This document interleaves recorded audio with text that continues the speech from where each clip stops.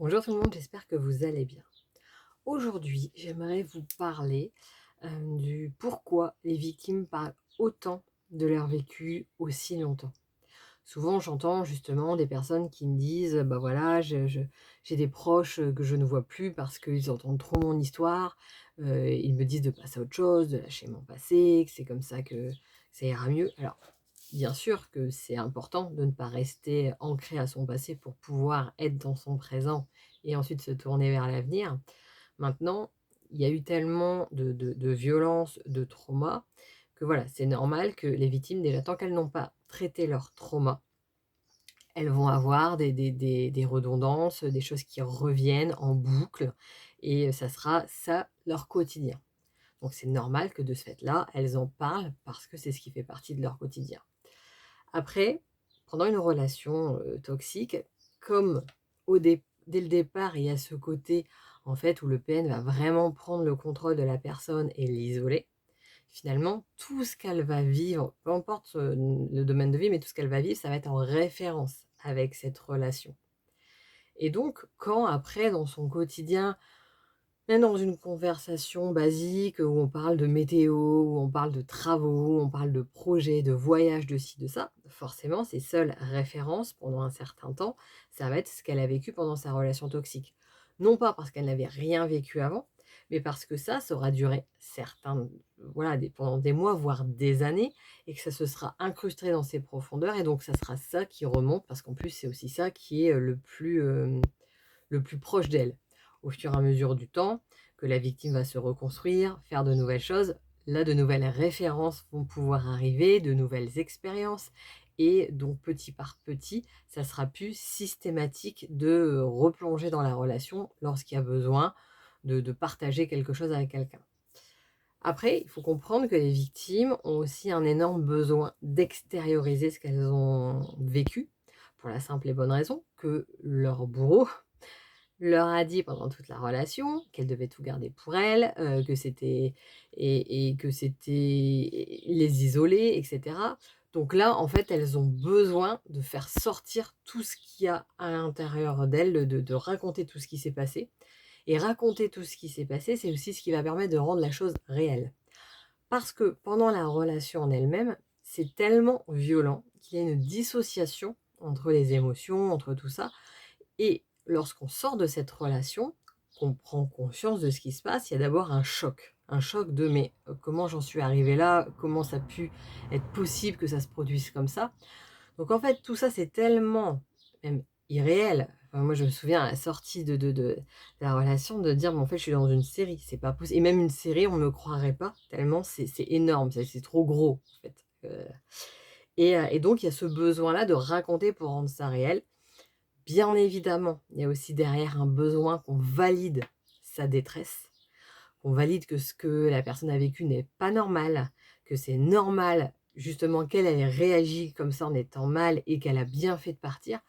Là encore, pour la simple et bonne raison, pendant toute la relation, dès lors qu'elle a voulu exprimer ses ressentis, son mal-être, ses difficultés ou et faire évoluer la relation, le PN s'est retourné contre elle, l'accusant de toutes les fautes, qu'elle a été responsable de tout, que c'était elle le problème.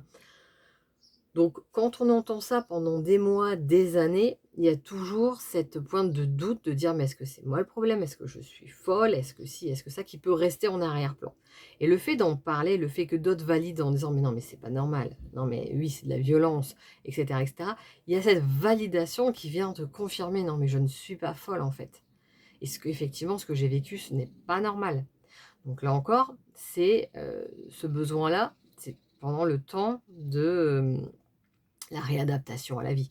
Si tu, après, te fais accompagner pour traiter tes traumas, tu vas après aller plus loin pour aussi récupérer une estime de toi, pour apprendre à, changer de regard, de perception sur ce que tu as vécu, sur aujourd'hui qui tu es et cetera, pour finalement reprendre ton pouvoir et dans ce cas-là, la victime n'a plus besoin de la validation des autres. C'est le but parce que sans ça, ça reste l'autre qui a un pouvoir sur la victime, comme le PM en avait pendant un moment. Donc là, finalement, la guérison n'est pas totale. Donc ça, c'est tout un cheminement qui peut prendre un certain temps, mais ça se fait progressivement pas à pas. Et bah, la dernière chose, c'est que c'est aussi un moyen de recréer du lien. Parce que la victime, pendant sa relation, a été isolée. Quand elle n'était pas isolée, qu'elle était en contact avec d'autres, les autres valorisaient le PN puisqu'il, était le centre de l'attention, qui se valorisait bien évidemment déjà lui-même, donc ça, les autres validaient ça et que parfois il se retournait même contre la victime, parce que Le Pen jouait, hein, de ça comme, il joue avec tout le monde comme si c'était des marionnettes, donc de manière à ce que ça soit même les autres qui, ou vont ouvertement critiquer la victime, lui faire des reproches sur son attitude, sur sa manière d'être, ou ben, vont valoriser, Le Pen en disant: «Mais ça doit être difficile ce que tu vis, on est de tout cœur avec toi, on voit bien que c'est pas simple». Donc finalement, nourrir le narcissisme du PN et en plus le le valider en lui donnant raison. Ce qui va donner encore un plus un coup supplémentaire à la victime qui dira: «Mais en fait, ce n'est pas juste le PN qui le ou la, hein, bien évidemment, qui va aller, qui va me juger, qui va me critiquer, c'est ça va pour tout le monde, donc c'est que finalement, au fond, il a raison et que c'est moi le problème». Donc voilà pourquoi la victime parle immensément, de ce qu'elle a vécu, que ça devient sa référence et ça fait donc partie du processus de guérison.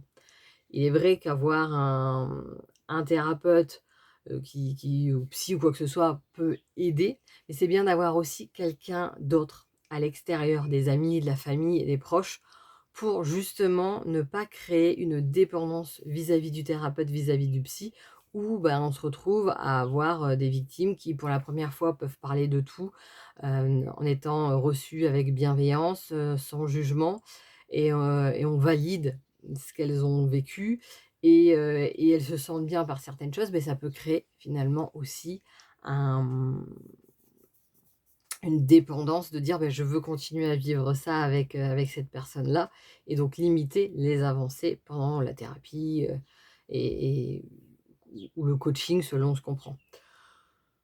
D'où le fait que, c'est important qu'il y ait même peut-être plusieurs référents. Après, pour les personnes alentour, c'est aussi pleinement OK qu'à certains moments, elles disent: écoute, là, je suis pas à même de t'écouter, parce que je suis pas bien, parce que moi aussi je dois gérer même mon propre émotionnel, ma vie» et de mettre: «Écoute, on en parlera un petit peu plus tard, quand je serai un peu reposée» ou voilà, ce n'est que partie remise parce que c'est aussi important pour l'entourage qui, qui est en contact avec une personne qui est en difficulté, qu'ils aient ces moments ressources et qu'ils ne cherchent pas à devenir sauveurs de la victime, parce que là, de nouveau, on crée quelque chose qui n'est pas ça. Donc, dans tous les cas, c'est effectivement, extrêmement bon de faire sortir les choses. Le but n'est pas, comme je le disais au départ, de rester collé à son passé. Au contraire, ça ne servirait à rien. Mais qu'il y a certaines choses qui ont besoin d'être extériorisées et ça permet par la suite d'être traité justement avec un coach, avec un thérapeute selon le besoin pour pouvoir, se mettre en paix avec tout ça. Donc n'hésitez pas si vous avez la moindre question. Si vous avez des sujets qui vous parlent, vous pouvez me les mettre en commentaire et c'est avec plaisir que je ferai une vidéo dessus si je peux y répondre.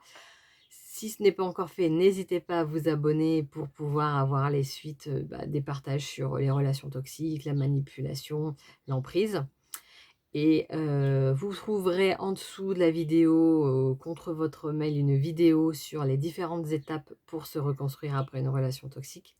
Vous avez également un lien pour vous inscrire à ma newsletter qui est une histoire que je partage, des petits bouts d'histoire du moins tous les 15 jours, dans lequel il y a des mises en situation, des pistes de réflexion, des petits ateliers, enfin des petits exercices pardon, pratiques pour permettre à chacun, de se découvrir, de prendre conscience de où il en est et d'avancer pas à pas.